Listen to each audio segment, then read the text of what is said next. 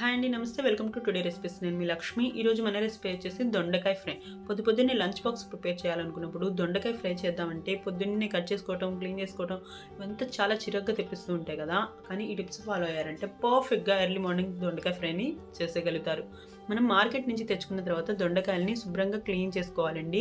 తెచ్చుకున్న తర్వాత ఆ రోజే కానీ రెండో రోజు కానీ వండేసుకోవాలి, లేదంటే ఫ్రిడ్జ్లో పెట్టినా కూడా పండిపోతాయి. ఈ విధంగా క్లీన్ చేసి తీసుకున్న తర్వాత ముందు వైపు వెనుక వైపు ఉన్న తొడవెలను అయితే కట్ చేసేసుకొని మధ్యలో కూడా కట్ చేసుకొని చిన్న ముక్కలుగా అయితే కట్ చేసుకోవాలి. పండిన కాయలు ఏమైనా వస్తున్నట్టయితే పక్కకు తీసేసుకోవాలి.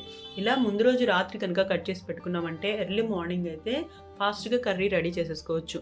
చూడండి ఫ్రెండ్స్, 6 గంటల పాటు ఈ విధంగా పెట్టేసుకుంటే మనం దొండకాయలు ఏవి పాడవండి. ముందు రోజు రాత్రే ఈ విధంగా కట్ చేసేసి పెట్టుకోవచ్చు. ఫ్రిడ్జ్లోనే పెట్టాలంటే అక్కర్లేదు కూడా. స్టవ్ ఆన్ చేసి బాండి పెట్టి కూరకి సరిపడా ఆయిల్ అయితే యాడ్ చేసుకోవాలి. నేను 3/4 kg దొండకాయలకి ఆయిల్ యాడ్ చేశాను. పచ్చనిపప్పు, మినపప్పు, ఆవాలు, జీలకర్ర కలిపి పోపు పెట్టుకోవాలి. పోపు చిటపట్లు ఆడిన తర్వాత ఒక కరివేపాకు రెమ్మ కూడా వేసి వేయించుకోవాలి. ఇలా కరివేపాకు రెమ్మ కూడా పూర్తిగా వేగిన తర్వాత మనం ముందుగా సిద్ధం చేసి ఉంచుకున్న దొండకాయలను అయితే వేయించుకోవాలి. చూడండి ఫ్రెండ్స్, ఇక్కడ నేను చిన్న బర్నర్ యూజ్ చేస్తున్నాను. చిన్న బర్నర్ మీద మనం హై ఫ్లేమ్లో పెట్టేసి మూత పెట్టి ప్రతి ఒక్క నిమిషానికి కనుక కదుపుకుంటూ వేయించుకుంటే దొండకాయలు చాలా ఫాస్ట్గా అయితే వేగిపోతాయి.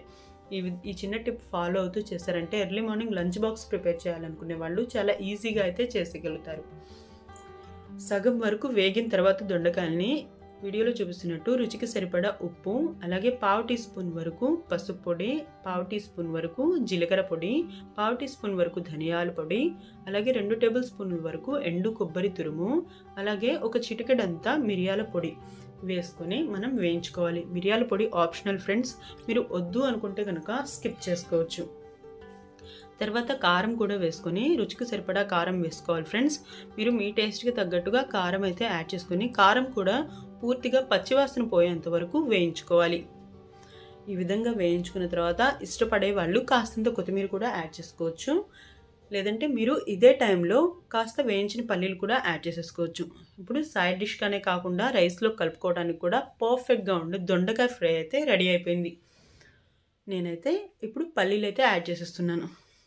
మన వీడియో నచ్చితే లైక్ చేయండి, మన వాళ్ళతో షేర్ చేయండి, మన ఛానల్ అయితే సబ్స్క్రైబ్ చేసుకోండి. Thanks for watching friends. మరో కొత్త వీడియోలో మళ్ళీ కలుద్దాం.